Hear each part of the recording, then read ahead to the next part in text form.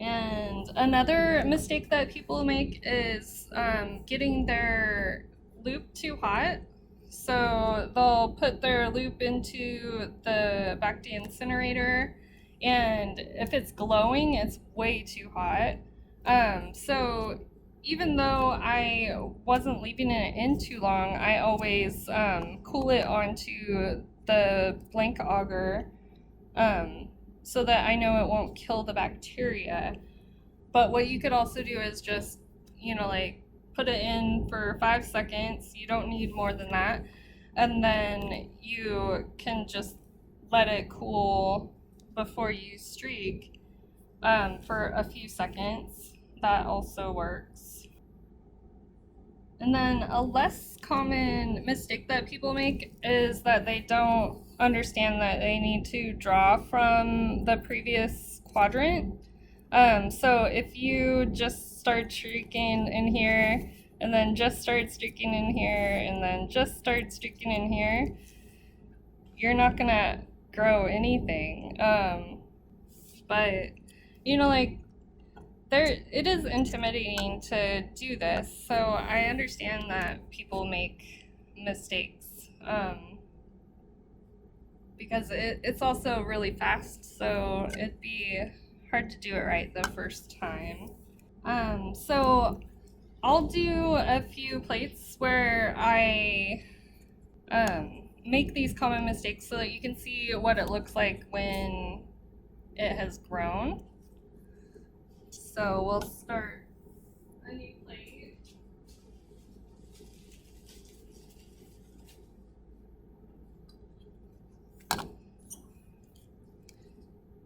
And so we'll draw out our quadrants.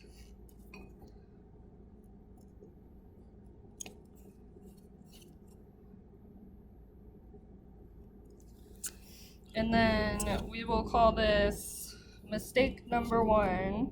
So E. coli mistake number 1. And date and our initials. And so this one's 1, 2, 3, and 4. And so the first mistake one will be that we don't sterilize between quadrants. So we'll sterilize it in the beginning. So 1, 2, 3, 4, 5. And then we'll take from our original culture.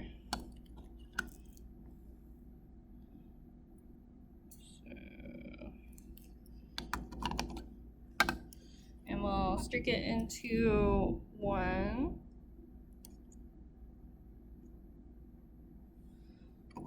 And then let's say we forgot to sterilize our loop, so then we take it from 1 and put it into 2.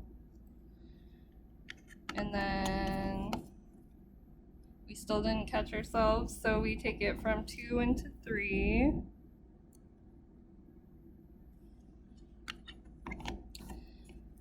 And then we take it from 3 into 4. Alright, so we will see what this one looks like, and I'm sure you guys can guess, but so I'll grow these two, and we'll be back and I'll show you what they look like. Alright, so our plates have incubated for 2 days, and now we're ready to observe our results. So I have 2 that turned out well, and then one that is an example of a mistake, and I'll go over that. So first, let's look at the good ones. So you can see that in the first quadrant, it's very concentrated, and then in the second quadrant, it's still really concentrated. You don't have isolated colonies, but you can start to see colonies forming. And then in the third quadrant, it looks like we got lots of isolated colonies. And then it doesn't look like anything really grew in the fourth quadrant, but it's possible that this one was from the fourth streak. So when we look at the plate, and if you tilt it, you can see where the streak marks are. So I do think that that one is from the fourth colony. It just, stuff didn't grow on this one. So this could be an example of maybe I didn't let the loop cool long enough. But I think it just didn't really carry over because that doesn't look like it's from the third streak. Yeah, it's not. And normally you would want the individual colonies to be further apart because it's they're really crowded. This one, it looks like it's actually two colonies that grew together. This one looks like an isolated colony.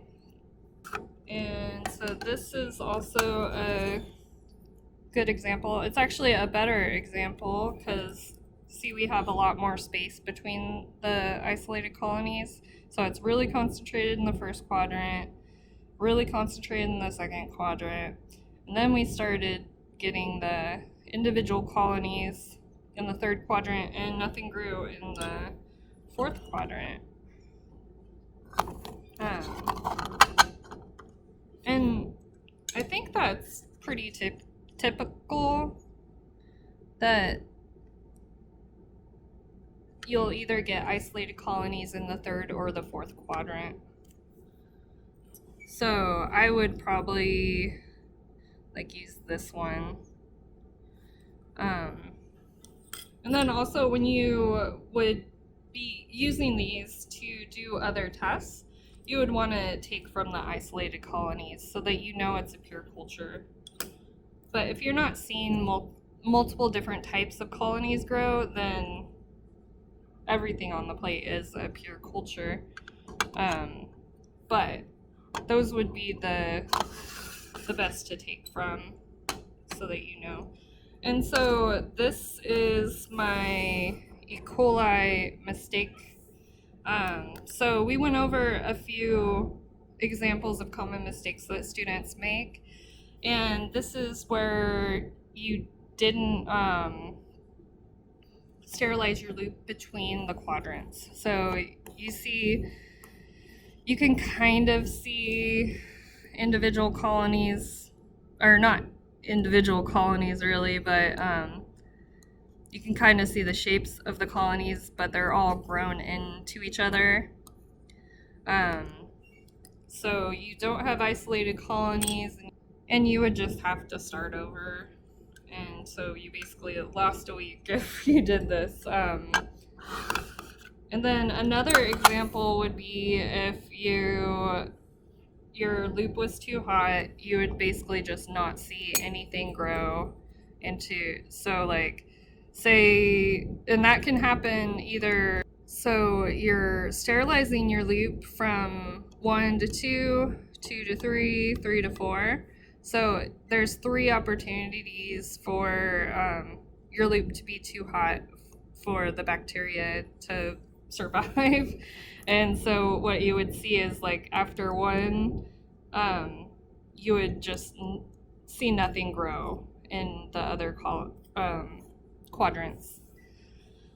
But I didn't do an example of that, but I think it would look very similar. I think this is just naturally happened, but it would be very similar to this where you just don't see anything growing in that quadrant.